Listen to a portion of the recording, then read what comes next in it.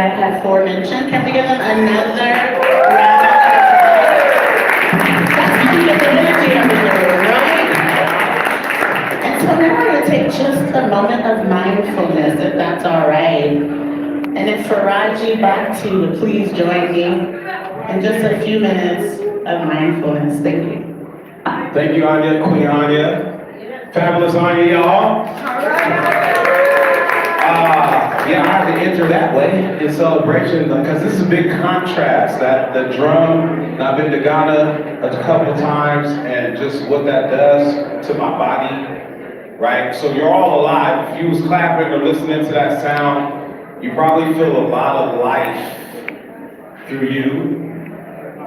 And I just want to take a couple minutes for you to breathe into that space of life that is in you because you are alive. Someone's taking their final exhalation. Mama Mimms, you know, we know she transcended, and we're talking about founders, and there's all type of things going on in our nervous systems. And we just amplified our nervous system. You may even still feel warm right now in the collective radiance right now. I'm going to invite you to breathe into the person that is next to you. Just bring your awareness that there's somebody next to you. There's somebody next to you that is alive. And whatever the reason, even with the murmurs in the back, can you tune into you? Can you tune into someone that came before you in order for you to be here? Can you tune into the person that's next to you? You do not know what they're carrying. They may not be celebrating right now. They might be grieving. And all of that gets to be here. All of that gets to be here. Dr. Mimms told us that all of us in our enoughness get to be here. And there's some work to do.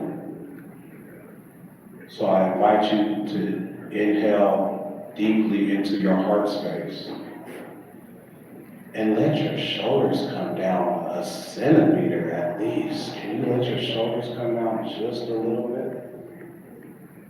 And that very next inhale is going to come again. Can you inhale, maybe raise your shoulders a little bit?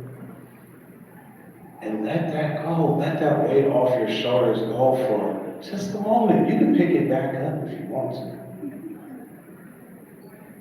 Again, you may have that thought, that person next to you talking, but if you're being present with me, you're being present with yourself. I invite you to blow all the next air out of your body. Just blow it out. Sigh it out, let it go. We always have to be resilient. Inhale, fill up with your resilience. And let that go again too, and you can be soft for this moment. Feel your stomach, feel your feet underneath you, feel your neck. You need to roll your neck, feel your jaw. Can you soften your jaw? What about the space in between your eyebrows, where you're balling up all those thoughts? Can you soften there? 2 more breaths. That's it, that's all we're gonna be here for, 2 more breaths. Inhaling 1, and exhaling 1. Inhaling 1 again. Sigh out that last one. And 1 times 1 times 1 times 1 times 1 times 1 times 1 times 1 is 1. And I claim that we can find oneness in our work, in our community, in our love, and how we show up, and stop finding division in 2 and 3. Because 1 times 1 times 1 times 1 times 1 is 1. Thank you, Faraji. Wasn't that nice? So the next person I'd like to invite up is Dr. W. Joy Hardiman to do a libation.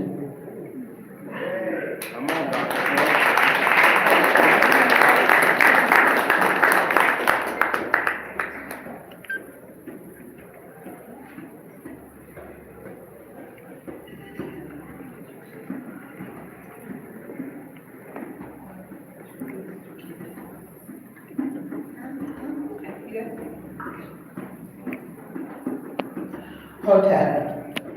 I greet you in the greeting words of our ancestors. Hotep means I come in peace, and your response is Hotep, you come in peace. So Hotep. Hotep. I am very honored to get this opportunity to pour this libation. And of course, I wrote everything out on this screen that I can't find, so I have to go with my heart. Hey. No. Libations are very important traditions within the African community and in other communities as well. But I'm going to speak to you today from the African point of view. In the African point of view, we realize that everything is consubstantiated. Consubstantiated means what is above is below. What is physical is also spiritual. What is mental is also emotional. It is the whole concept of recognizing that our ancestors, even though we physically may not be here, are always here in our presence. And that they are waiting for us to acknowledge them so that we know, so that they know that they're remembered, and they are also available to us for presence and protection and guidance. And so when we pour libations, we are honoring our ancestors because we know that no one, none of us, nobody would be in this room unless somebody had made a way out of no way. Amen. And we need to acknowledge that. I say. And so in this libation, I want to acknowledge Dr. Maxine Mimms. I want to acknowledge the things that she has done, and I want to call upon her presence to come here and guide us in the work that we are doing. I say. So first in honoring, and when I say I'm going to kind of talk, but at certain points I'm going to stop, because we are call and response people. We are not passive observers, we are participants in our reality. We are joyful, vibrant participants in our reality.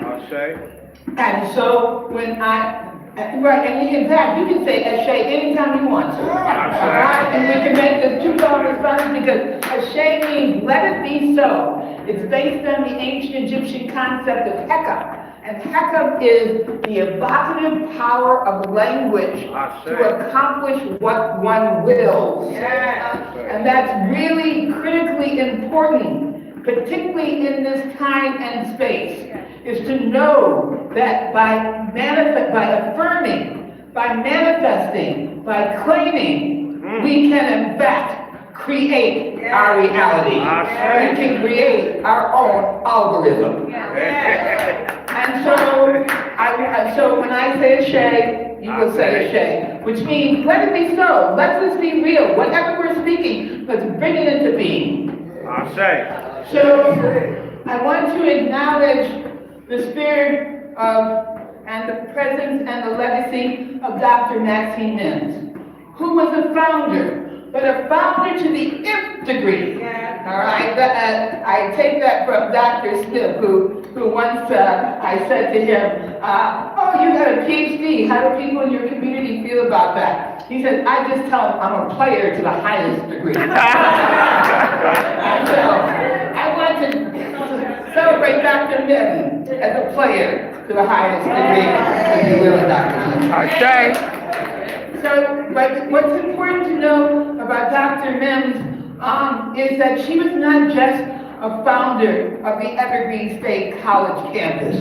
She committed every moment of her life to making sure that wherever she could help provide access to higher education for everybody she met. So she not only founded the Evergreen State College, but she worked with Mary Hilaire, who was a Lummi elder, to establish the reservation-based program so that people could have access. She worked in Bremerton and in various places, churches in the areas, churches in Olympia, churches in Bremerton, churches in Tacoma and Seattle to start many little satellite programs that eventually fed into the Evergreen program. She didn't just provide access to marginalized communities, but she also worked with Max Smith, a faculty from Olympia, to establish the state worker program at Evergreen, providing education to them. She not only, and this is not only founder's work, but she was so committed to providing access to higher education that she convened a group of women and told them all they had to get Ph.D. Including our Dr. Shepherd, including Tanya Pettiford-Waite, including Laversa Sullivan, and many more names that I don't know. But she was committed to making sure that her legacy continued by doing this. And she not only did that, but she also founded the Maxine Mimms Academies, in which for students who had been expelled from school. And she not only founded that, I can go on and on and on and on, but I just will mention one more. She founded Let the Street Speak. Because of her friendship with Maya Angelou and Oprah Winfrey, she was exposed to an amazing cadre of classical artists, and she brought those classical artists and harpists and strings to the Pacific Northwest because she wanted us to have access to ourselves in the image of classical artists. And probably there are other people who know of other things she founded, but to the founding spirit of Maxine, can we say Ashe? Ashe. Ashe. Ashe. And let's put Maxine into a lineage so we can understand the magnitude of her work, and so we can understand that her work will never be erased. Amen. Ashe. I wanted a shade on that.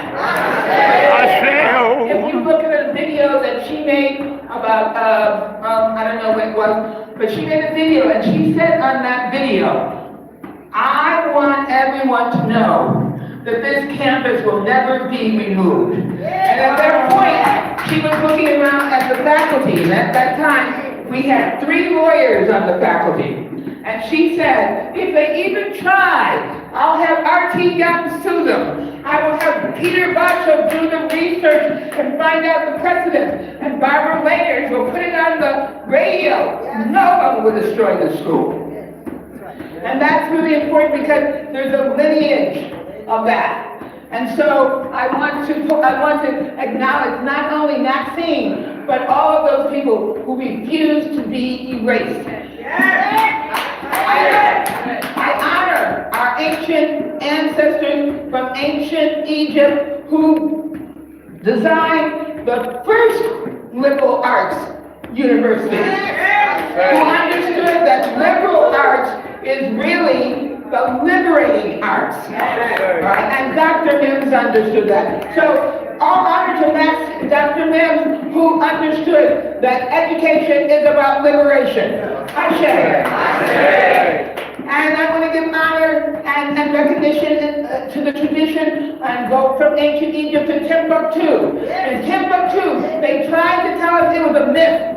They tried to tell us it never existed because they did not want to know about the contributions we made to education, to scholarship, to collaboration, to ally building. And so to those ancestors in higher education from Timbuktu, we say Ashe. Ashe. And to those ancestors who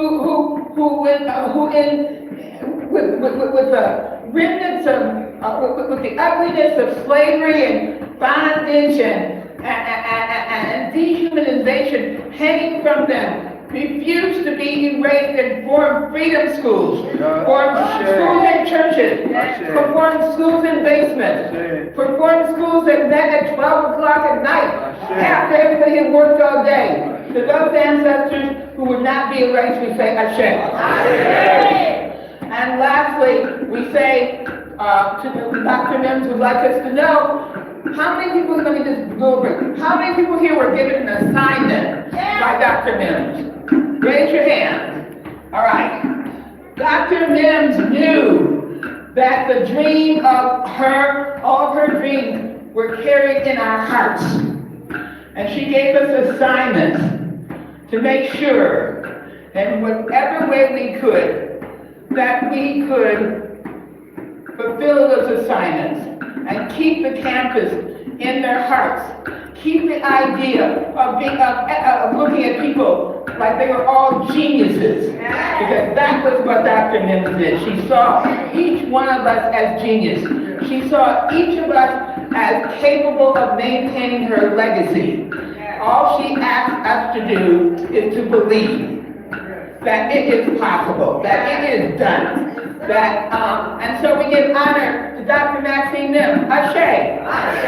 We give honor to everyone who has refused to accept the notion that they could be erased. Ashe. And we give honor to every one of you in here who is picking up the legacy, who is picking up the charge to provide the best that we have to offer to the world that is waiting for us. Ashe. Ashe.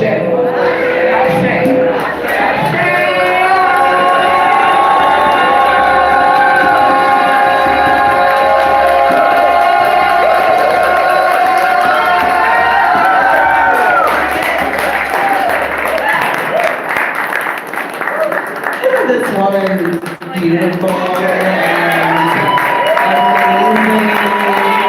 and Dr. Thank you, Dr. Harden. Really quickly, or not really quickly, I'm sorry I said that, but I wanted to make sure I did a land acknowledgement. So we gathered here on land that remembers. Before this building, before these walls, before this institution had a name, this land held story, held language, held life. We are on ancestral, unceded lands. And acknowledgement is not a script. It's a responsibility of all of ours. It asks us, how do we walk? How do we build? How do we belong without erasing what has always been? So I leave you with that. Thank you.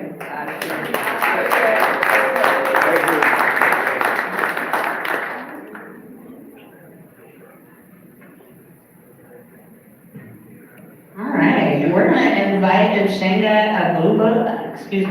Ababu to perform again. One more.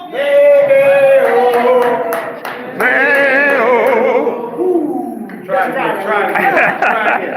again. Baby, oh, Baby, oh, my baby, oh, nah. my baby, oh, nah. Baby, oh, Baby, oh, my baby, oh, nah. my baby, oh, nah. It's a play song from Giddy. We're just gonna play a little bit, all right? All right. You ready to play? Let's do it. Baby, oh, Baby, oh, my baby, oh, nah. my baby, oh, nah. Baby, oh, Baby, oh, my baby, oh, nah. my baby, oh, nah. This is the one time you will hear a black man, an African man, say that's the end of call and response. Because now we're going to do it together. All right? All right. Here we go.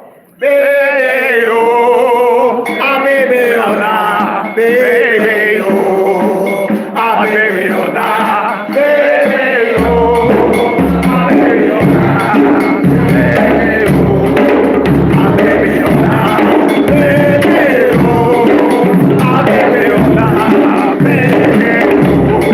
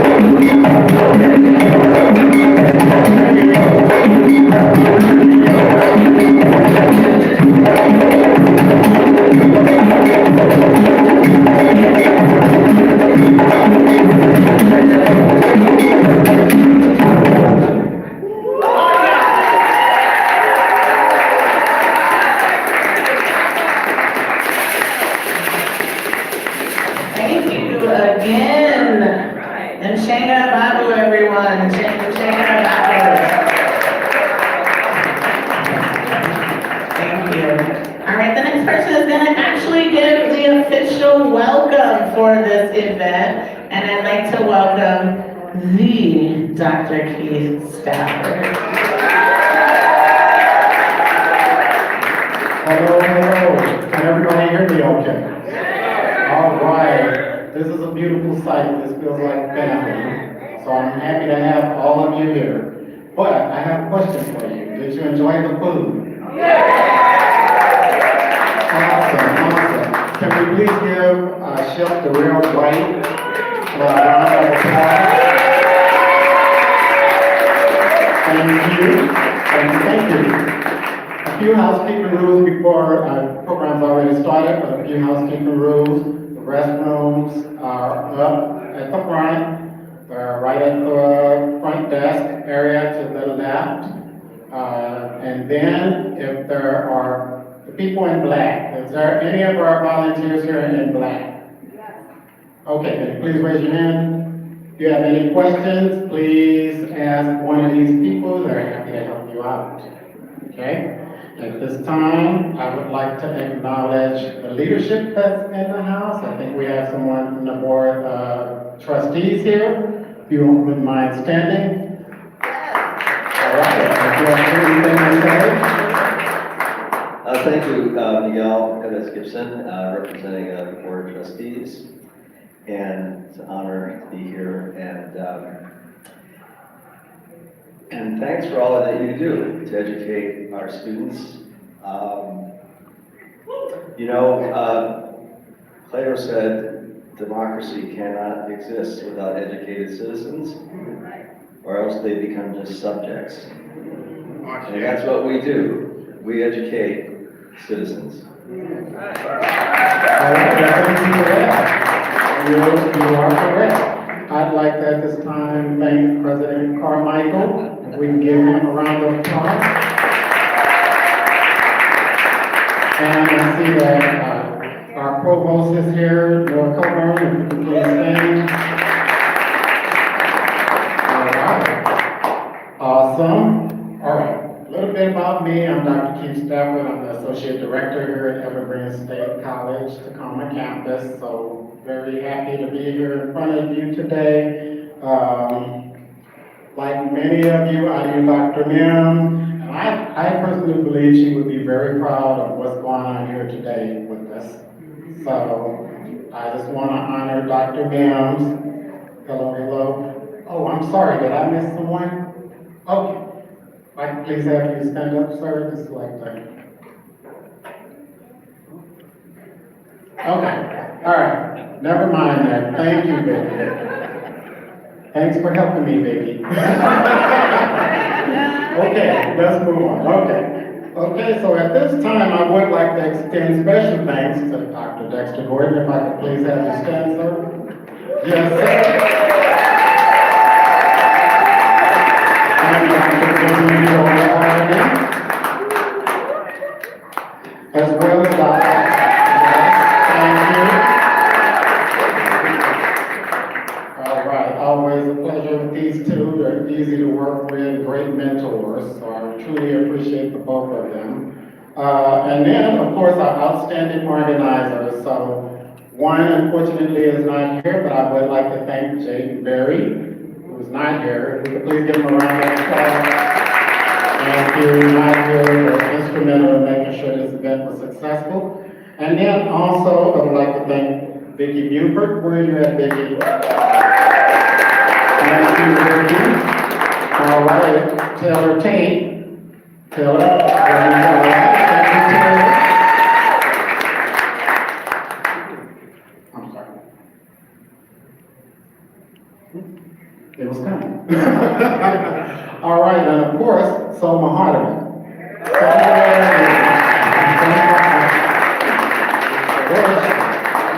Anyway, I'm gonna keep going. All right, Selma, thank you so much. Program looks good, so we appreciate you and all of the work that you put in.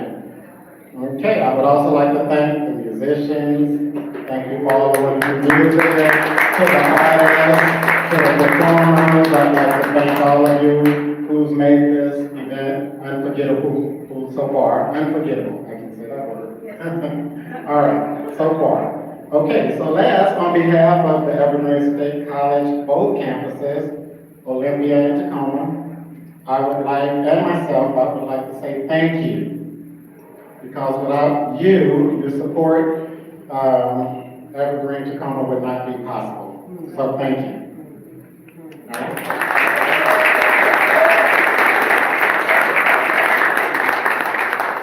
Thank you, Dr. Keys.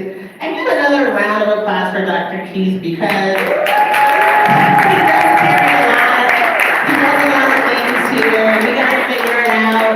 We all in progress, right? We all working on some things, but Dr. Keys does so many things, and I just don't think it would be appropriate to pass up a moment to say thank you for all that you do. All right, the next person I'm gonna invite up is our amazing Dr. Sharon Cronin. Amazing mother, professor, grandmother, dancer, cultural custodian, Dr. Cronin. Thank you so much. I have an assistant. So before we get started, we have to ask permission from our elders. Dr. Hardiman, can we perform today? I would love that. Okay, so we have many elders here. We're asking all of your permission, but in particular, we're going to focus on our African Caribbean and Taino elders. Dr. Pérez Gibson, we have your permission to be up here today? Okay, moving. Dr. Gordon? Eric Perry? Okay, says yes. And Dr. Carmona, do we have your permission? Okay, we're good. All other elders? Yes. We're good? Okay. Well, you know, we have to say something over here. You know, almost half our group were in school with you, and you went to their school, and they know Funda Lafia by heart. And they said, is that him? That's him. So, can you get one more round of applause for this type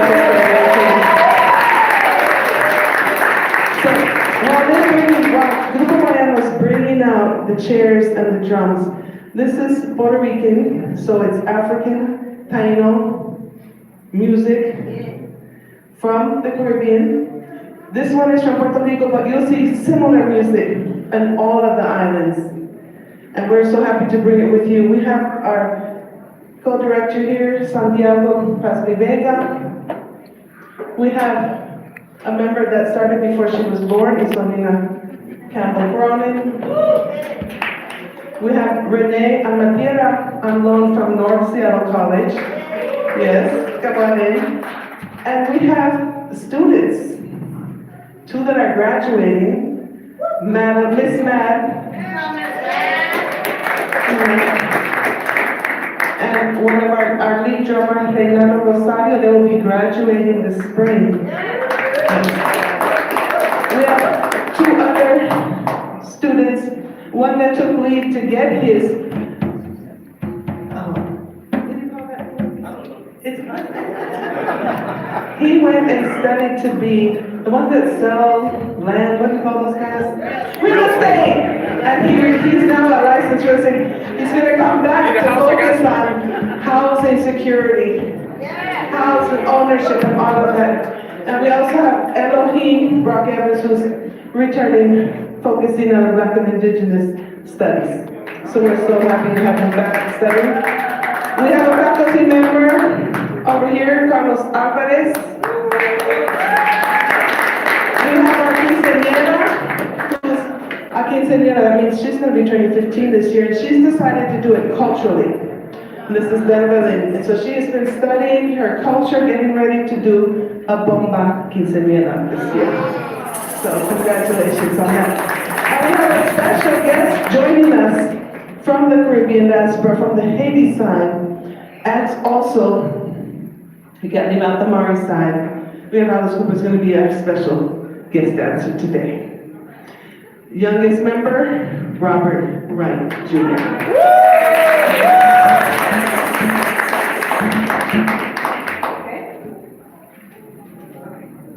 Grupo Bayano.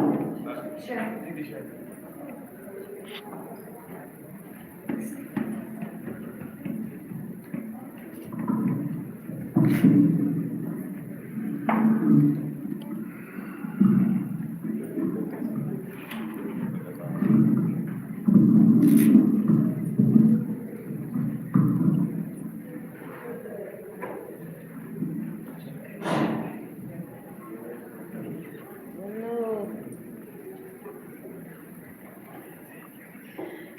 cata, llegó el compose, llama a la tumba, dice el francés. Cata, cata, llegó el compose, llegó el compose. Cata, cata, llegó el compose, llama a la tumba, dice el francés. Cata, cata, llegó el compose, llama a la tumba,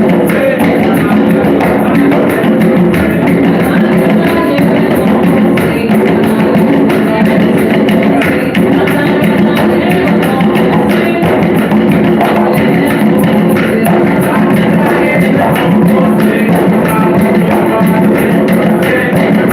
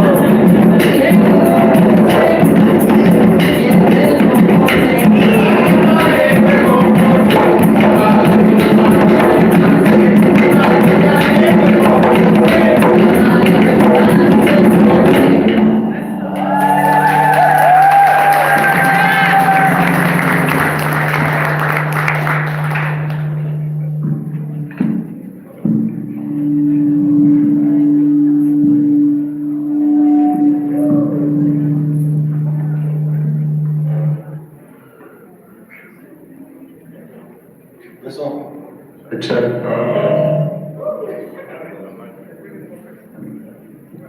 hello? Corazón, no llore por ese. Corazón, no llore por ese. Corazón, no llore por ese. No vale la pena, no lo merece.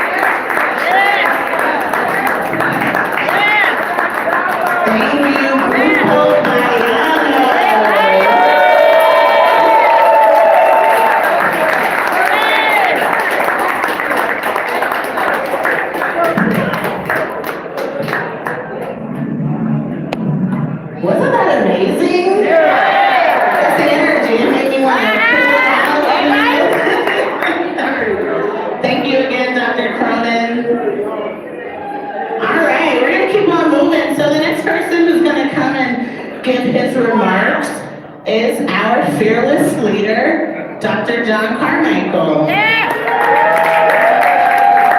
Thank you, Anya.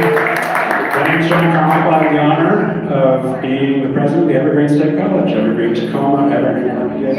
2 campuses, countless places of teaching and learning, one great college.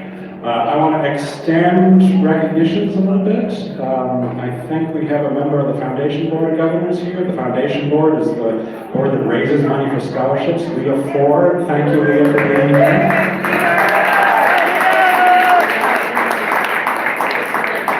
And thanks to my Evergreen Olympia colleagues for showing up as well. We're trying to Dean Christine Ackley, Dean related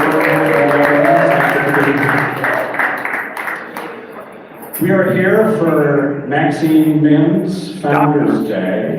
We're here to remember, honor, and rededicate ourselves to the vision that she brought us, rededicate ourselves to being what she believed we could be, the people that she believed we could be, the institution, the college that she believed we could be.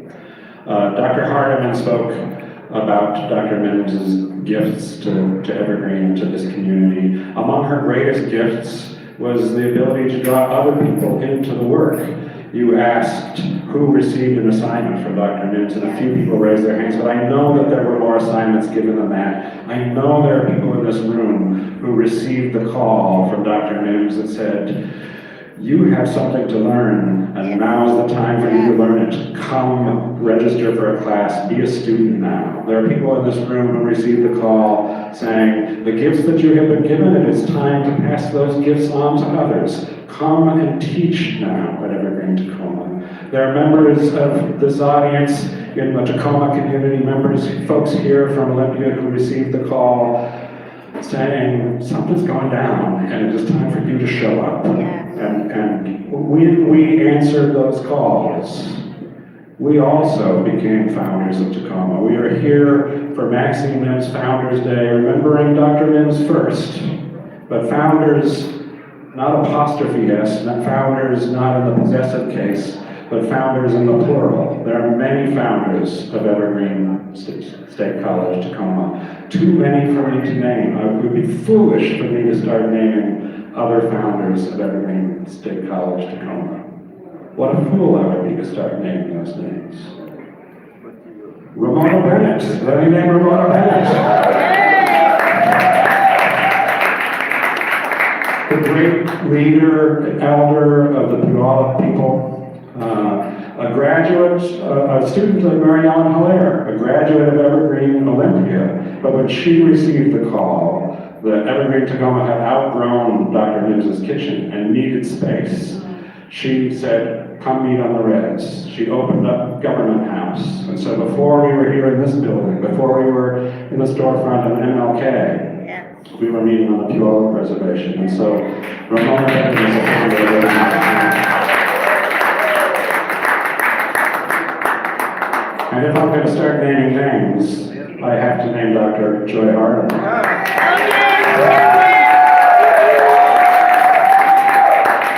When Dr. Mimms was ready to lay down the burden of leadership here, it all could have fallen apart at that moment. But Dr. Hardiman was ready to pick that up.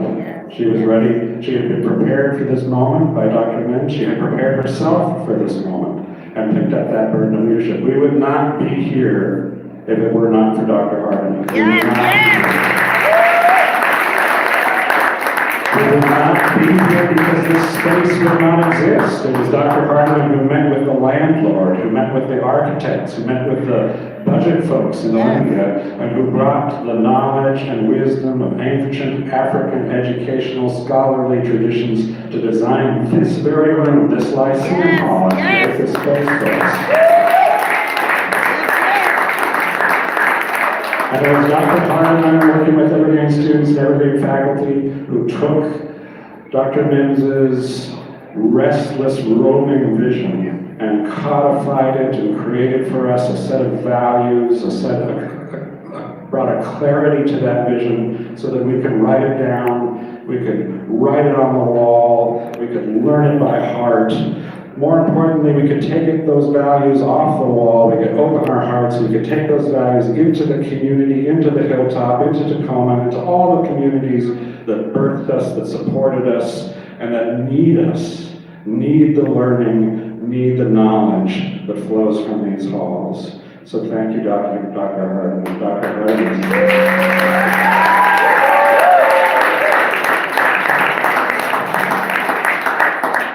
There are many, many founders, and there have been and will be many Founders Days.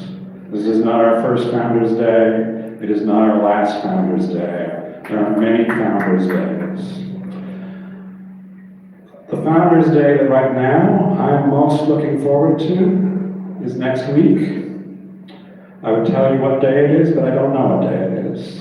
But I know next week, one day, early in the morning, our custodian, Kyle, is going to unlock those front doors, and in that moment, he is going to be a founder. And later that day, somebody is going to walk in off the street and ask about registering for a class, ask about coming back to school. And Taylor is going to greet them. They're going to talk to Vicki, they're going to talk to Selma, they're going to talk to Dr. Keith. They're going to meet a few faculty, they'll get some advice from students. And on that day, as we help that student register and apply for financial aid, that student becomes a founder, and that is a Founders Day. And I'm looking forward to that Founders Day. That day, and the next day, and the next day. Evergreen Tacoma is not going anywhere. Evergreen Tacoma is not closing.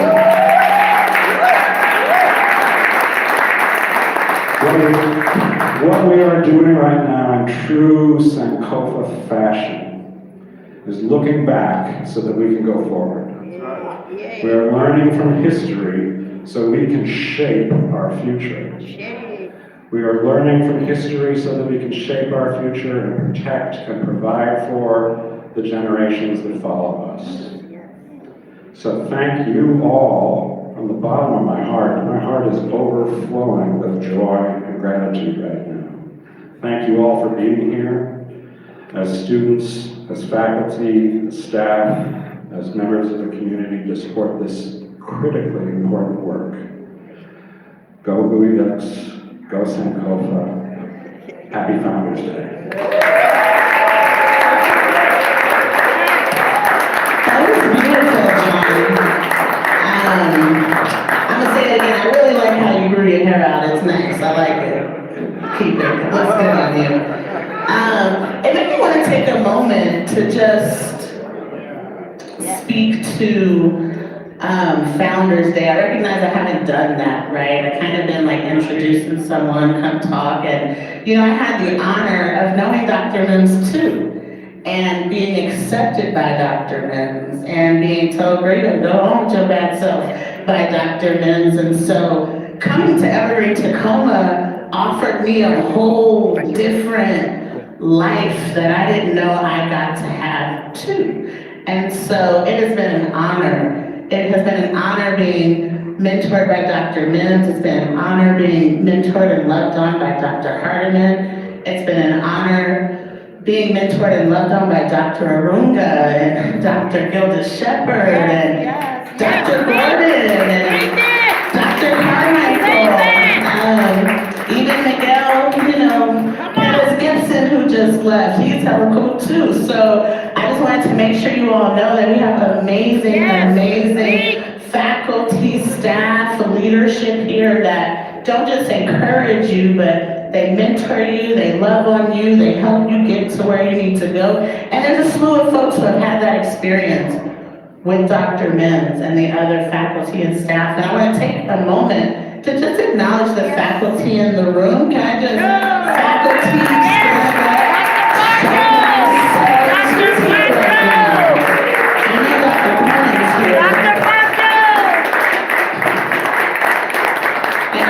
thank you all. Thank you. All right, so the next thing on the agenda is a visual arts presentation by Melanie Bell. All right. Thank you. I choose of course, am here on Founders Day to make sure that I give my thanks and gratitude to all of the queens. Oh my God. I didn't even attend school here, and like Dr. Joy said, there were seeds planted literally all over the state, growing people up. Thank you, queens, thank you. I am definitely a student of Dr. Maxine Mimms, and of course, these are the paintings that came through me from a dream. Yes! She said, don't forget my painting, right?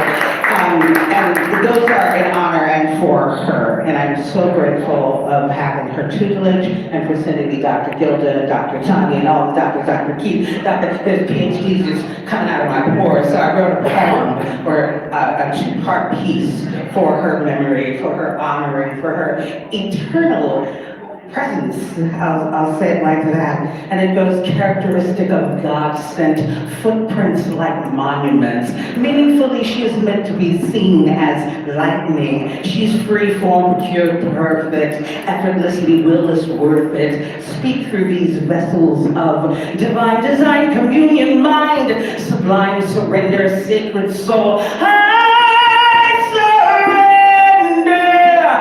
Seasoned with the all in all, set God the days of hell back. Sweet synergy proved that she hacked the system, held the sum. The uni versus one, from yin to yang to Maya Mara. There's no more water, fire, fire. She no more water, fire, fire. She no more water, fire. But do this bridge make you feel like it's over?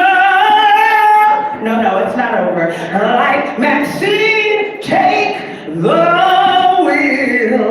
It's how she got over. She said, is it the willing or the will to get over? Because the truth make her meals. It's how she got over.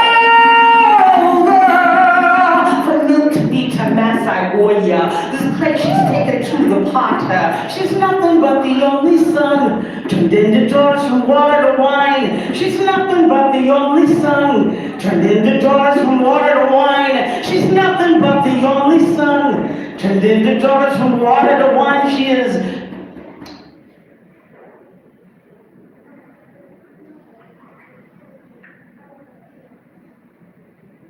Queen, Goddess Mother. She's auntie and your friend, so be prepared for listening. She's got no time for faux fellowship, the righteous keeping it 100. Step into her house and tripping? On my life, that'll be your last entrance. Into the queendom of heaven, there's no admittance for anything but our excellence.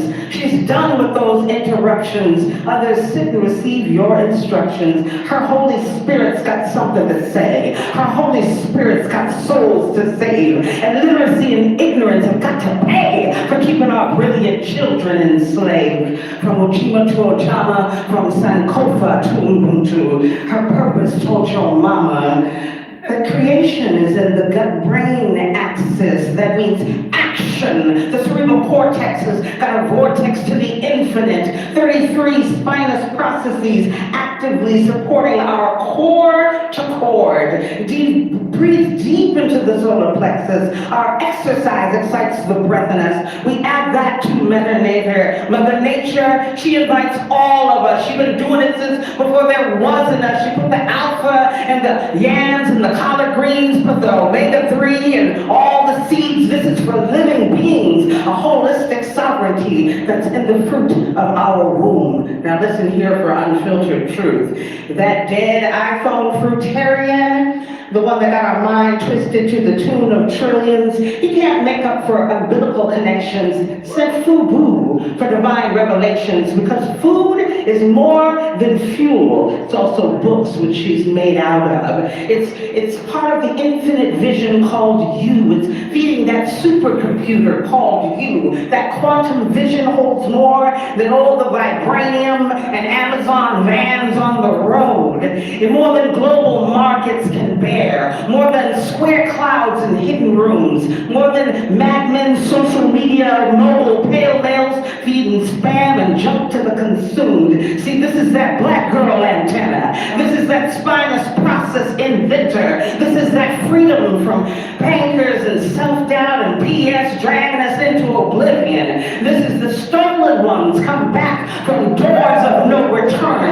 This is the resurrection of truth from the falsehood of a zombie apocalypse in your brain. This is that line of doctoral mentors speaking through me, not just for our entertainment. See, this is that black girl antenna. This is that spineless process inventor, and we are loved more than we can comprehend. So let's let go of white sugar, white flour, and mansplaining, huh? For example, what good is being a professional athlete or a rapper who gets took by a little bit of the feminine? And the second example, what good is a nursing degree or an MD in an industry killing off more than all the Hitlers, all the Mansons, Hiroshima and Nagasaki annually? You see, she wants us to think creatively and critically. We are loved beyond our understanding.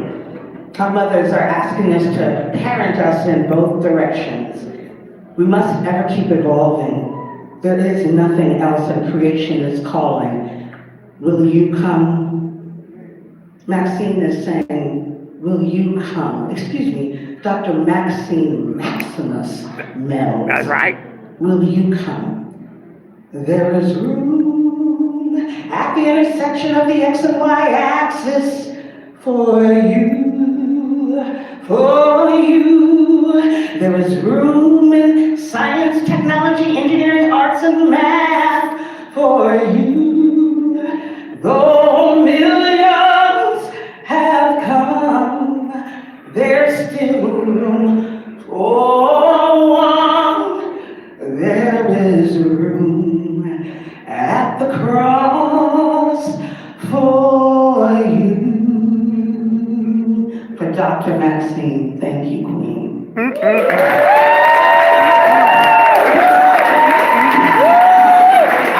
gotta stand up for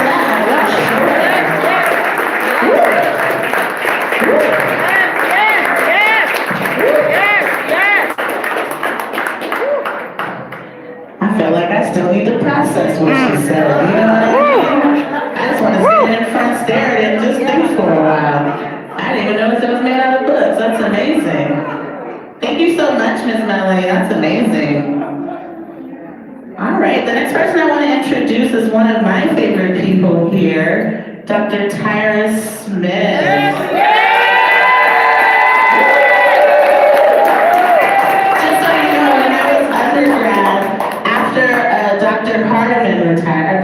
Dr. Shepard retired, I was then assigned to Dr. Smith, and he helped me graduate. Thank you.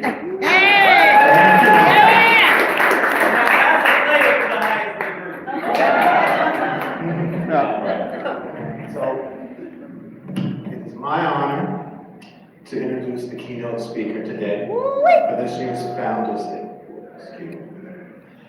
Our keynote speaker is Dr. Gilda Shepard. Dr. Shepard is a scholar, a filmmaker, activist, an accomplished educator, and longtime faculty member, and now faculty emeritus. Whether teaching her students here at Evergreen, Tacoma, or working with men and women in Washington State prison system, she's engaged learners with compassion, with intellectual rigor, and a dynamic presence that fosters deep engagement and brings out brilliance in her students. As a colleague, I've been fortunate to teach and learn alongside Dr. Shepard. During my time at Evergreen, Tacoma, she's been a steady presence and an enduring role model for all of us at Evergreen. And throughout my time here, she's been among the most steadfast leaders alongside Dr. Mimms, Dr. Hardiman, Dr. Willie Parson, and many others who have profoundly influenced both my own growth development and that of countless others. We gather here today to celebrate Dr. Mimms and her extraordinary legacy. And I can think of no one better to serve as the keynote speaker. So it's with great pride that I introduce my dear friend and colleague, Gilda.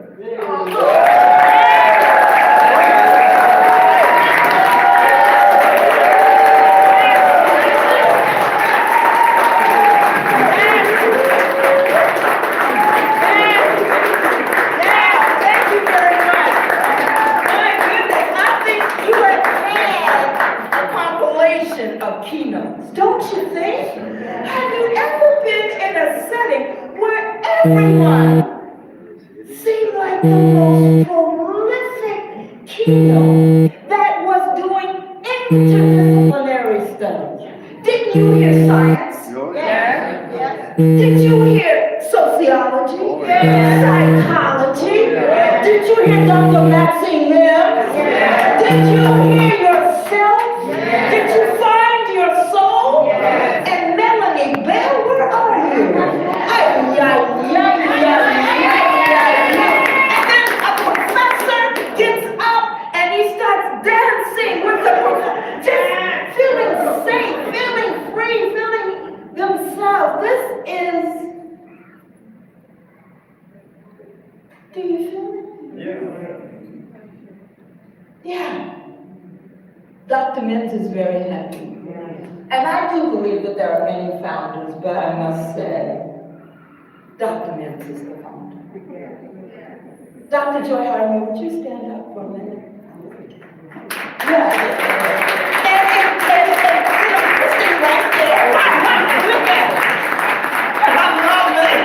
You can come up to you. And I was going to bring up Dr. Betsy Diffendahl. Do you know who she is? Yeah. She was a very close soul sister. She was a white woman. Soul sister to Dr. Maxine Mimms. And when she sat down at that kitchen table, and it may have been Betsy's kitchen table, they sat and had a seminar, and look what happened. Look what happened. And she entrusted, come on up now. She entrusted this woman right here to not only keep this building here in this school, but also the legacy of higher education. Higher education. And see, that is quite a compliment, don't you think? Yep. So that tells her what she must do. Must do, in spite of budget cuts. She has to find that rod that she talks about and let it shine. My grandmother said, this little light of mine, I'm going to let it shine. She has to do that. And if she doesn't, I'm coming over her house. Have a seat.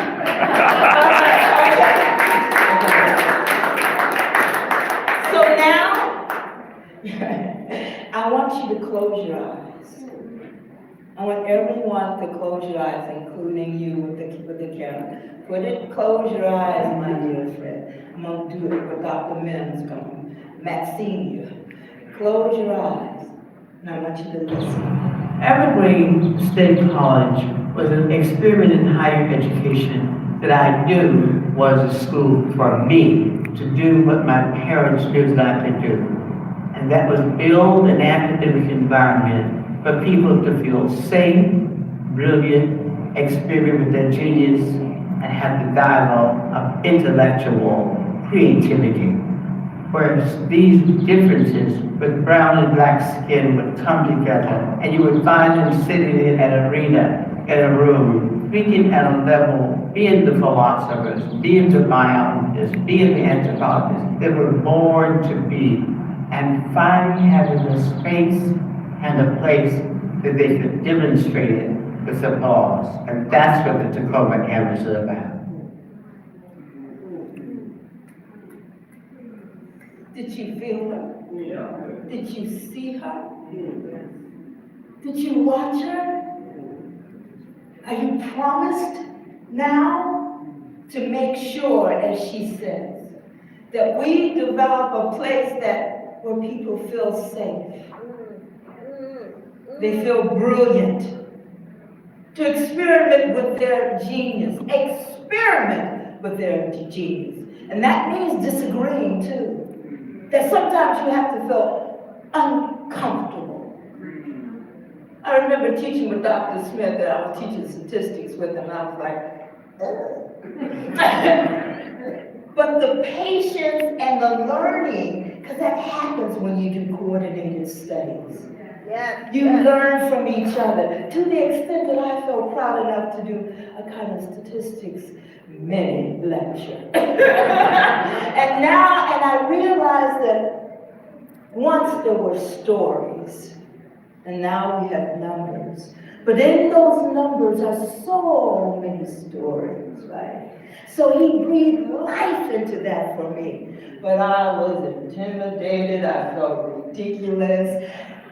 But the patience and the love that he gave for me, because scholarship involves love. Let's everybody say love together. 1, 2, 3. Love. 1, 2, 3. Love. Yes, indeed. I remember when my friend Bill Hooks was writing those trilogies on love, and people criticized her because she's moving away from scholarship. I was like, get out of here. This is what the school was made on. So she also says, Dr. Mimms, dialogue with our intellectual creativity.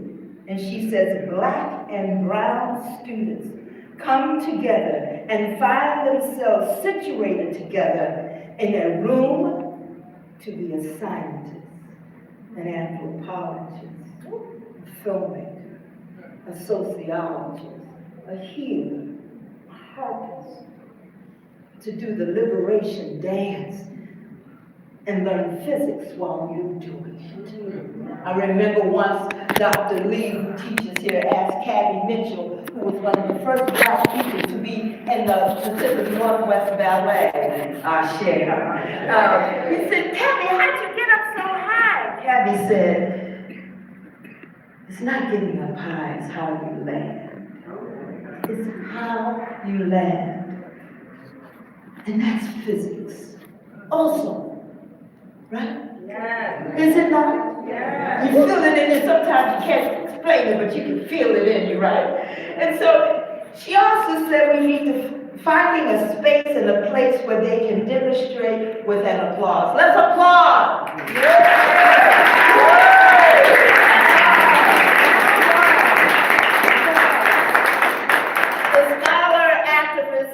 Educator Megan Bowler talks about the importance of the uncomfortable pedagogy. I'm going to bring some things up today that makes you feel a little uncomfortable. If I sung, that you would really feel uncomfortable. You'd like the church said, sing it, baby, and but no, I may say some things because as Bell Hooks says, to educate as the practice of freedom is a way of teaching that anyone can learn. I remember Joy, when the guy who was the security in the parking lot, and all of a sudden he would come in, and next thing we know, he was enrolled. He was enrolled, right? That our work is not merely to share information, but to share in the intellectual and spiritual growth of our students. I remember talking to a student in my summer class, therapy through the arts, take the class. Anyway, and he said, well, I'm not an intellectual. I said, you were intellectual with swag, baby. I didn't call him baby, I'm sorry. You were intellectual with swag. You know, we think that working class people are not intellectual. But I know one thing, they're studying them. They're getting rid of truck drivers, right? But they study every move they make. It's an intellectual exercise. And we need to understand that if you can create, you're doing an intellectual journey. When I first met this young woman, I said, so, you know, when students come, I always say, so what graduate school are you going to? And some people say, Gilda, that intimidates them. I said, yeah, feel the fear, do it anyway. And so I do it with a smile because I'm a Black woman. If you don't do things with a smile, all of a sudden it's like, You know, you can't have a deadpan face. And you know what she told me? She says, oh, I'm going to be a Supreme Court Justice. Could you stand up? Yes. I want you to look at one of our soon-to-be Supreme Court Justices. Turn around.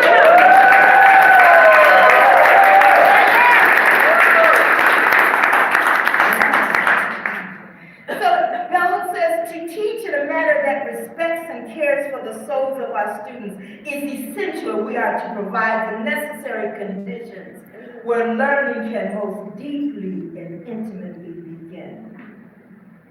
Maxine Mimms says, and this is our responsibility. Going back to you, yes, we are founders of this. Part of teaching is helping people create themselves. I remember one student said, every time I come here, I feel like I'm different. I said, oh, great.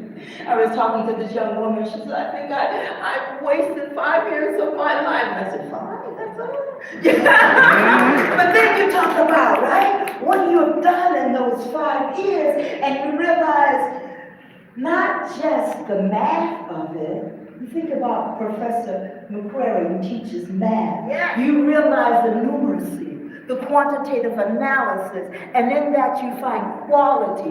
This is what this school does. We don't just teach math.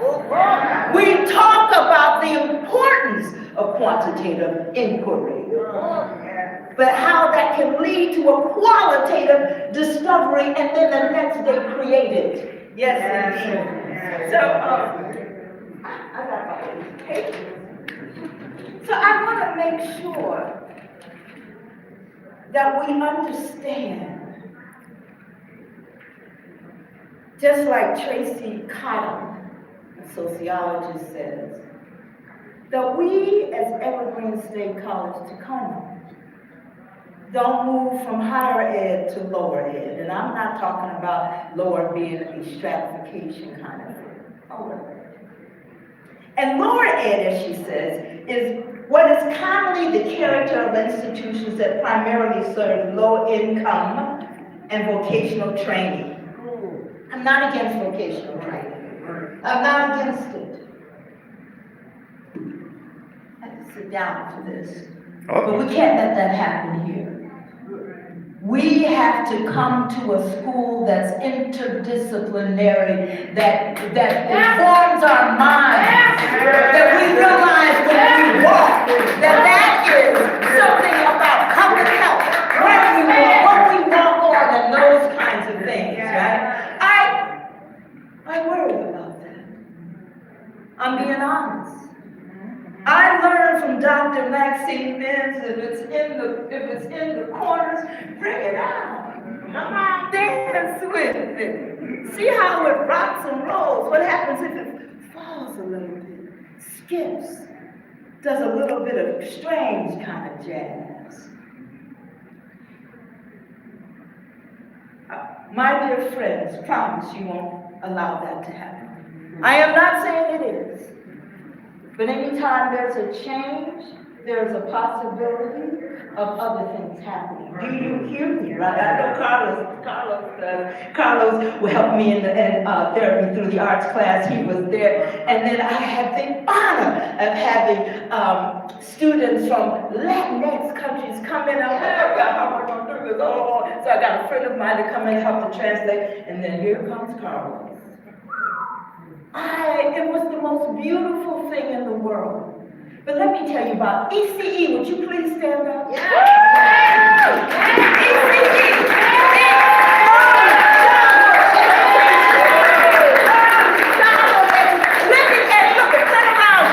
They're sharing back there.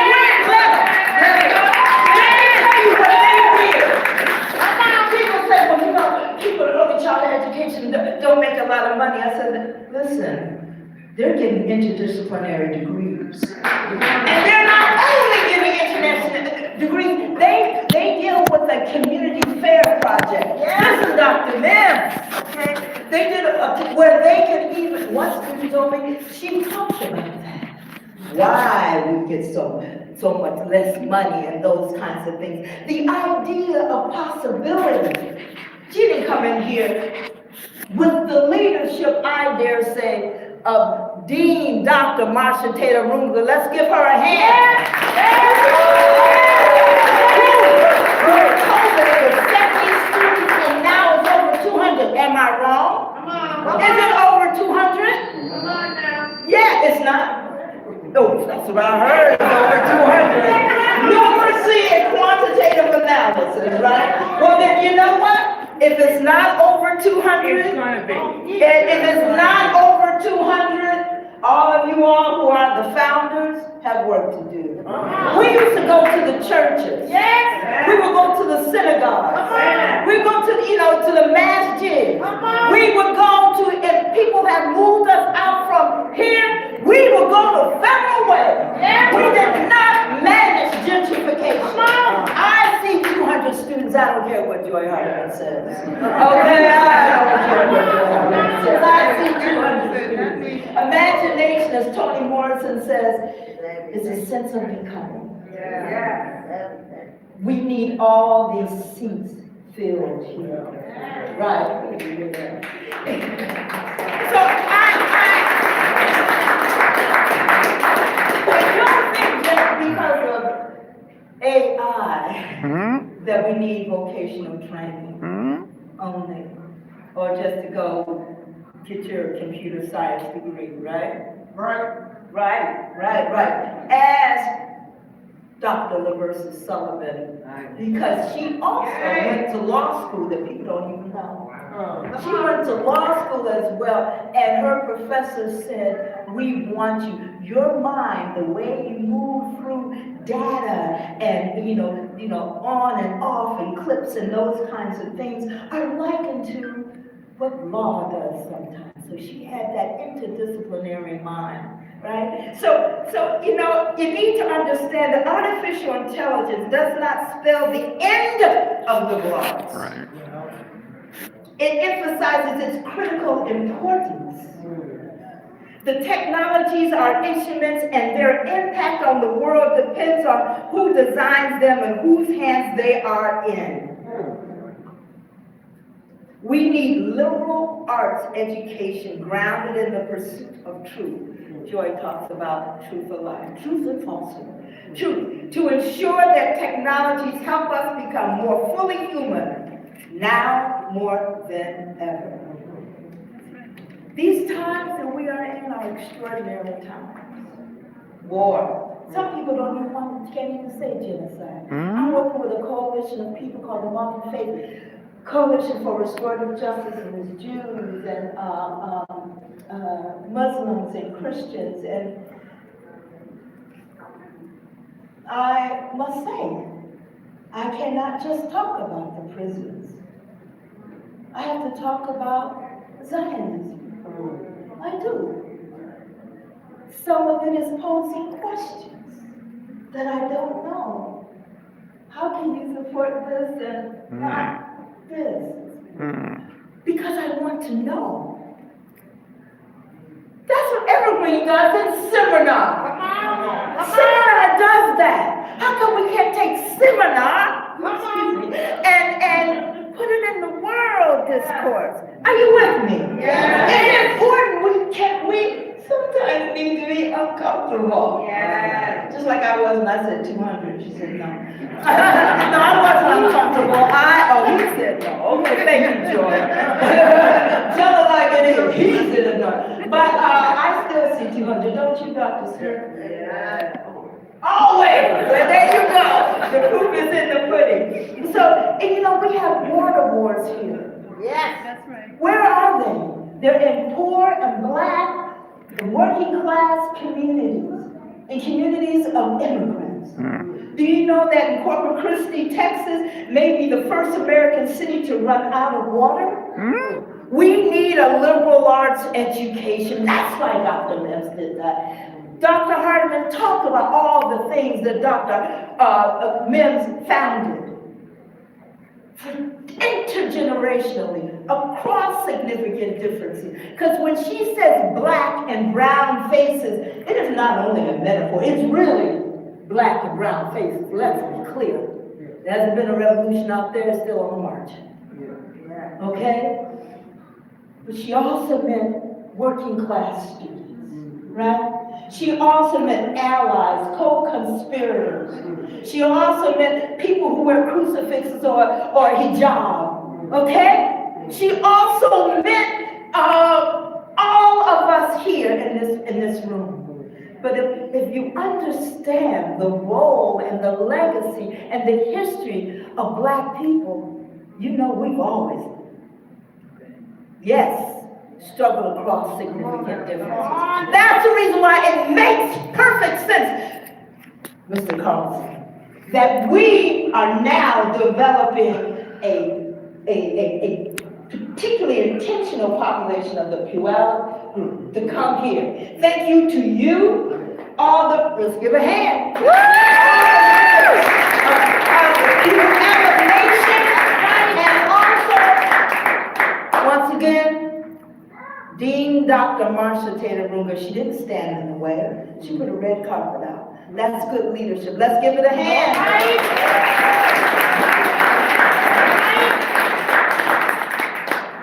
You know, I was asking Dr. Smith what was the program, and he said it is global studies. We're looking at things globally. And especially when you look at things globally, you know, you pick up your cell phone. You're looking at things globally. What's in the cell phone? What's in the cell phone that make you look at things globally? What do you think? Anybody? What? The internet. Good. And what? Instagram, okay. What else? How it's made. Where the chips are made. Yep, how Where it's the made. chips are made. Yep. Where are they made? In Africa. And sub-Saharan Africa. And oftentimes in the Congo. Yep. Dr. Martin Luther King said by the time you eat breakfast in the morning, you will have depended on more than half of the world's people. Yeah. Who made these pens? Who dyed the cloth? Where did the cotton come from? That we are together. And indigo? We need to struggle against these significant differences, right? Or as W.E.B. Du Bois said, and it's hard. How shall integrity face oppression? And oppression comes your way. How you gonna? You know, because sometimes I get fatigue syndrome. Once I said that, and I'll just say it because I'm in friends. Sometimes I used to give white people fatigue syndrome. You know, but sometimes my white allies and co-conspirators get it too, because they realize, and I realize, we're talking about whiteness, not white people. They may have more collateral than they do it, but that's what we're talking about. So, you know, like, what shall virtue do to meet brute force? Brute force. I volunteer at South Shore School with Dr. Mimms in my heart and soul, because remember the academy that she did, Hill Top Academy. Those kids would come and sit in class. I remember the then president, one of the children walked up and said, "These teachers are really working hard. How come you don't pay them much? I bet you don't pay them much." I mean, you know, he had a little capitalist kind of thing, but it was also kind of socialist, and it was also kind of, you know, cooperative, but it was also out of the importance of, as Dr. Mimms talked about, giving back. Give back. Anyway, so at South Shore School, at South Shore, I teach medium literacy. And you know, at South Shore School, I don't know if you know that, there's been a lot of gun violence around there. Yeah. South Shore School is K through 8th grade. That's age what? 5 to 13? Gun violence, right in front. So I said, what do you after doing all these studies? I said, what issue do you want? Freddie, who's Mexican American, said, you know, Miss Gilda, I don't know if I have to learn how to be a parent. I said, what? I have to learn, oh, Freddie, got somebody pregnant. Yeah, where did I get that from? Where are my stories coming from? Where are my contradictions? Why did I think that? If it was a little white boy, would I think that? He was dressed real nice, would I think that? That's what Dr. Maxine Mimms helped me to do, interrogate. You know, yes, myself, not just you. Alice Walker says, wear your contradictions like a shawl. Be nobody's darling. Right? For Freddie told me, he said, Miss Hilda, I don't know if my parents are going to be home when I go there, so I have to learn to be a parent. His parents are from Mexico. This is what was 13. Do you remember 13? Do you know somebody 13? That's what he thinks about. And this other little boy from Somalia, he gets up and he said, well, I want to do something on gun violence. I was walking down the street and this guy comes up and shoots my cousin right here, clunk, close to me, and dies. And he just said it like this. Sometimes I think America's dirty little secret is that we don't like kids. If you look at some of the policies, I know some of you are like, sugar in the yes, sometimes, if you look at some of the policies, and I looked at that child, I wanted to hug him, but that, so I said, the echoes of Dr. Mimms, giving back to the subject. It's one thing studying the subject, as Kamanti Carter, the Black Persons Caucus says. It's one thing studying the subject, and it's another thing being the subject. So I said, you know, is there a connection? And they both said, almost simultaneously, you may think I lied, but it's true. He said, mental health. Now, you know, I've read some things, a lot of things about some people just throw it at mental health and not realize, you know, and then look at the person and not the system, right? And the other young man said, and the laws and policies. So that's also taken what Dr. Mimms talked about, because she has everyone, when they come to class, everyone has to do a memoir.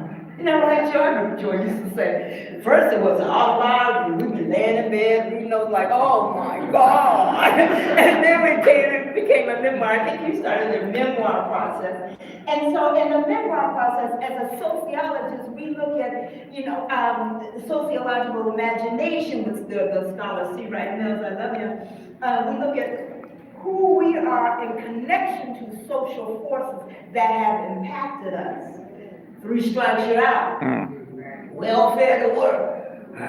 Death penalty. On and on. Budget cuts. Okay? Right? How that affects you. Right? And so those two they were young men, look, youth, 13 years old. Can you imagine standing there? Can you imagine? And so I said, we can do both. They said, okay, and they did it. And they named it, This Is Not a Joke. They wanted you to see that it's real and what they have to go through. It's the children. They need more than vocational and certificated education. Certificate, you know what, that's what they do in prison. People get out of prison, they got thousands of certificates. And it's good because they can go, we don't have parole here. Right. Okay? But we do have it for sex offenders. And we do have it now, and my film helped to do this, but not my film. If my film was one small straw on the camel's back that all of you who have not even worked in prison helped to do, because you believe in freedom. And you realize that we live in a culture of punishment. And that's the reason why I think that President Gordon says we are all founders to make us responsible. I still say Dr. Mimms is responsible. But I get it. I get it. I get it. It makes us responsible, right? And so all of these things are extremely important because as Donella Meadows, an environmental scientist I was introduced to by Dr. Smith, she says, we have just enough time starting now. Starting, yes, clap for that, Donella.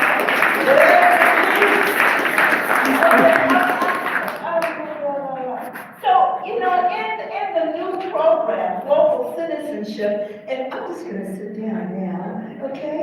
In Global Citizenship, in the fall, Dr. Smith and the wonderful faculty here that Dr. Mimms loved. Dr. Mimms, we would have Founders Day, she would take Dr. Lee and call her the Black Chinese. And Dr. Lee loved it!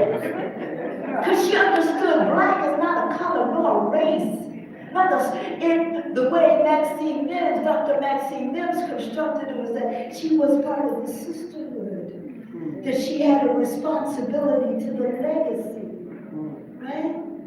Anyway, so in fall was global citizenship, you in the world, and winter was a global citizenship, it was the world around you, and now Spring Quarter is connecting the communities. Because as Edward Said says, the role of a public intellectual is to promote freedom and liberation. There's a difference between freedom and liberation. Is there? What's the difference? Somebody tell me. I cannot do this by myself. I was fired in the killing of Evergreen State College Tacoma campus. Yes. There is no difference because to be liberated, you are free.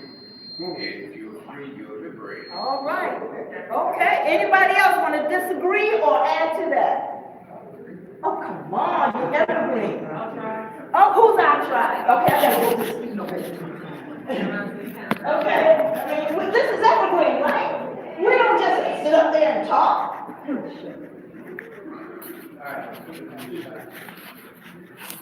Freedom. I think you have to be liberated to be truly free. I think freedom is the concept, but liberation is the verb, is the movement. I don't know if that makes sense. Yes, it does. Dr. Mimms would say, like, no, don't be.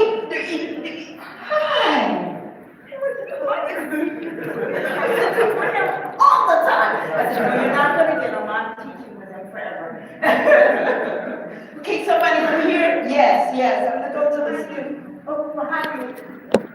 Behind you. Liberation, right? So I'm going to explain it from the standpoint of music. Liberation, how is it expressed? What do we call the drums of? You got it? The drums of liberation. There's a reason why when we hear those drums, it just makes your body move.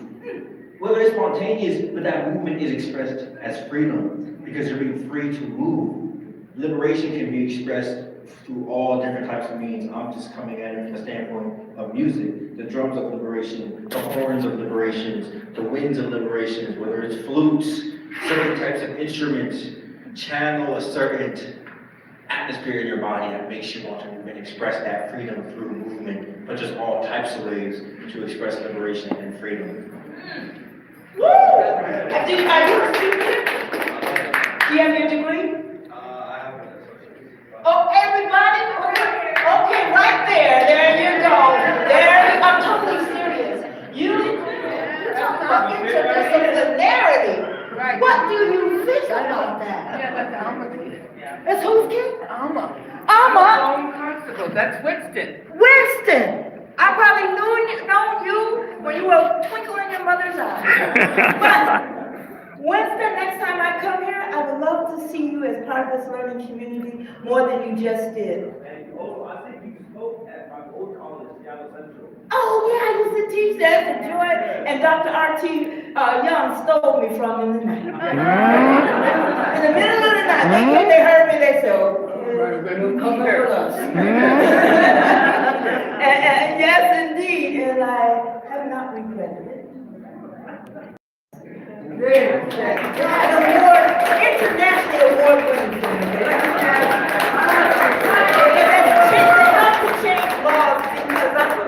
ear to the ground, to the rumblings of people. See? And you may not think it, but I'm shy. I am. It's important. I know. Thank you, sir. How much do you feel like with you? Let's talk afterwards. I'm moving into TV now. And so these things it's important. You notice how you all said different things about freedom and liberation. It's what Dr. Mimms also wanted us to look at. The danger of a single story. That the Nigerian writer, Chiamonde Adichie talks about.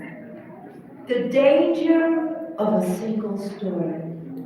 It is not just, that's wrong, that's right. Talk to me about it. I remember talking to this person during apartheid in South Africa. I asked this journalist, I said, so what happens? You know, it's so all-consuming. He said, if it happens in the morning, it's a song in the afternoon. It's theater in the evening. It's a dance the next day. And then we hit the streets. Because we have moved our rhythm. What was that class you taught with Dr. Lee? What was that called? When you dealt with movement in the body? What was that movement? What was that word?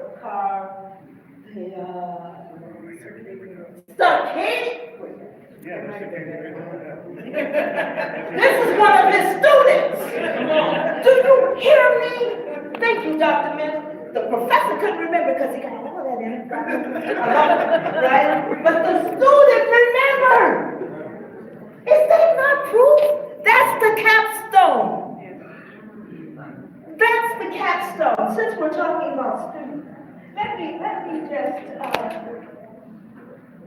and one of our students teaches here. I know Dr. Hardman says we grow our own. Don't think we're being biased. I see Sandy out there work here and will make this the best. It was like you walked in here and you thought you were going to a sanctified church or something. It was so much fun.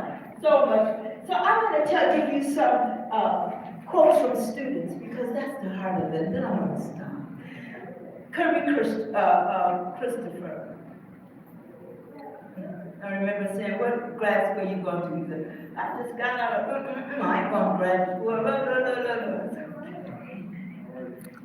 He says, after you graduate, my heart got a little bigger.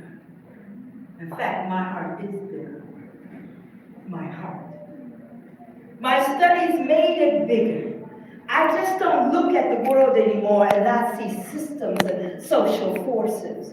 I see trees and wonder about oxygen and cholera in the world and the zoning of different neighborhoods. Where are the trees? I see people and wonder about prisons, opportunities, citizenship. Everything looks different now. I lost my parents at the age of 15. And from then I went down, and now I can take all those things and understand why. Why I went down. And he includes his group research in that. He includes his community fair project in that. We have a community fair. And the reason why I started the community fair because I thought that let's take it to the streets. Hey. And students would get all these things together. They would take their learning and translate it into a doable act. What did you used to call it? It's a doable act, but it was an acronym that you called the Presentation, information dissemination. Yeah, information dissemination vehicle. Oh, and they would talk about ADHD, but they would have a recipe book about what to feed your children and what not to feed your children, and where you can go to those, about what sugar does and those kinds of things. This is what this school does. It doesn't keep it inside themselves. It moves out just like Kirby Christopher said. Leah Ford. Let me tell you about this young woman. She says, I am a proud graduate of the Tacoma program, and I am more equipped to successfully maneuver through a racially biased world with my knowledge of the interdependent systems of oppression, psychology, politics, sociology, ecology, and economy.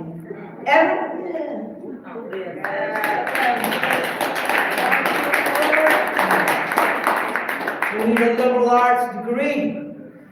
Evergreen, she says, has inspired me to push further than I ever thought possible. You know what she's doing now? She is now the Community Health Program Manager for Tacoma Pierce County Health Department. Hello. Imagine how she wants to help. Through all kinds of lenses. You know, the guy who does the Peace Bus, he was our student. Kwabi Forson. Yep. Yeah, he won all these awards and everything. He's doing phenomenal work. Angela Carlisle was a student of mine, and I got her MFA teaching here is just simply amazing. Tracy Rector. I was going through the International Documentary Association magazine. Big, you know, like whoa, to get in there. There's an interview with Tracy Rector. And she said her path to filmmaking started at Evergreen State College, Tacoma. She says, Evergreen State College, Tacoma. And she went on to be, she's the executive director and co-founder of the Longhouse Media, an indigenous and people of color media arts organization and home of the nationally acclaimed program Native Lens. She has worked as an education consultant at the Seattle Art Museum as a native naturalist for the Olympic sculpture park, and has developed curriculum for Islandwood, an environmental education center. You tell me she's not a walking interdisciplinarian. Do you hear me? This is what Dr. Mimms' founding has done. This is what she has done. This is extremely important that we intentionally keep this alive. When they start talking about certificates and vocational, they said, and what else? What else? Because that is really, sometimes, I think,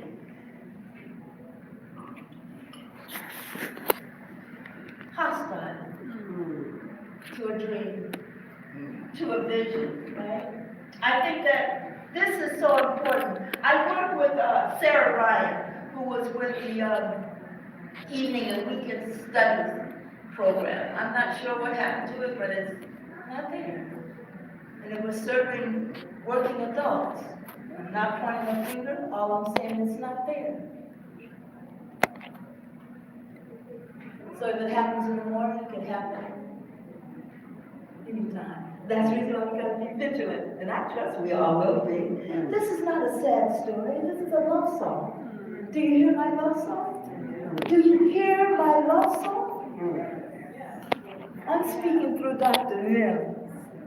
I think she would want me to do this. Sometimes it's difficult. Sometimes it is, but hey, I got swag. you know. So let's all make a joyful noise. I'm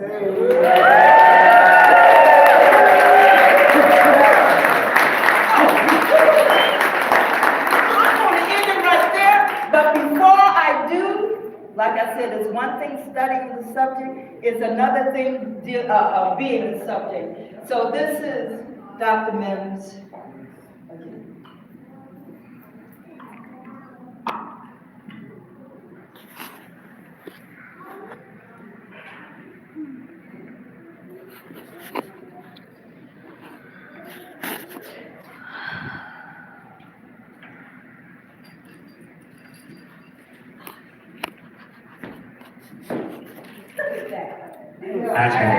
Imagine, for you to want to have Tacoma house a world-class institution like this via Evergreen. It took a lot of future thinking. No, it only took you. You probably rode your bike past me, and I knew that someday you would be standing there.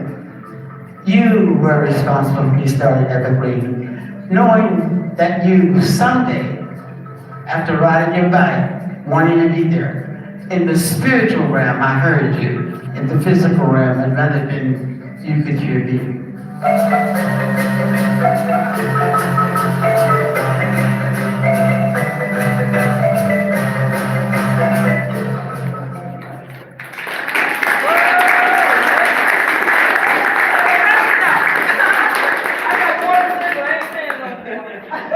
Okay, thank you so much.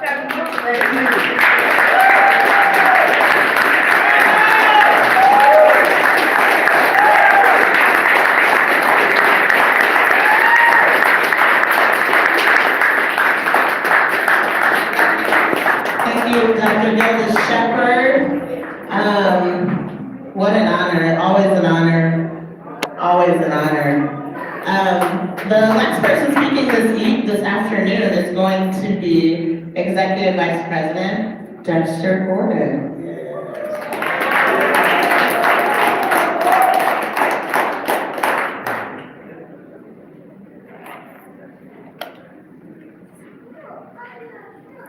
This is an inspirational space. We've heard a set of speakers today, each one adding to the inspiration. And I have sat in this space again and again.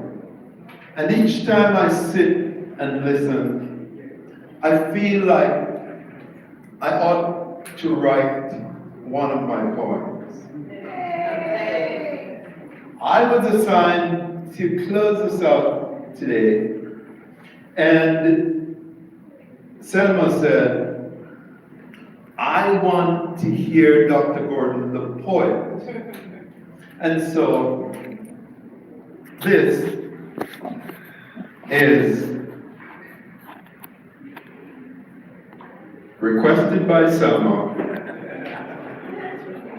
for our founders. But what do founders do? They are seers, they're visionaries. They are the first, that's true. They dream and they vision. Ours is the task to enact and re-envision. Visionaries have concepts. Concepts need contours, plans and blueprints that take dreams and place them within context. Foundings are often acts of faith and courage, made even more daring when the venture is a search for knowledge. Founders lead, and the legacies they leave lift and inspire those who seek to take it higher. Maxine, the Black Queen, one of the first on the Evergreen scene. Hardiman attracted to a place she'd never been. Joy developed and deployed. The disciple observed, carefully watched, listened, and conserved. One envisioned, the other enacted. Working together, they schemed and concocted. And that which you are now seeing, they brought into being. Betsy, Ramona, and a range of personas lent the cause their treasures and endeavors. Together they weathered the certain and the uncertain, often because of their own friendships and personal loyalties. More than all, she unearthed genius among those who would be left to be hewers of wood, among those whom the powers that be saw no good. In the words of Garvey, she saw the power of self, lift and climb, and bring everyone else. No matter who of where you are, she'd insist that you start. It's inside, she said. Find the motivation deep in your own heart. Love your own self, she would say. No one but you can stand in your way. Confounding racial rules, she created and deployed all available educational tools. Begin with the self, and you will learn the society. Explore your biography, and in it, you will find your philosophy. Doreen Salas in Tacoma, Maxine Mimms in Seattle, two black women with hats aloft, upending the system by showing up bright, unafraid, and anything but soft. Hired among men as a woman black, she was indeed a bridge, and so many of us crossed on her back. You would be mistaken to think she's dead. She has stepped aside instead. Now we see the vista. We can bravely look ahead. It is by Maxine's vision that we are led.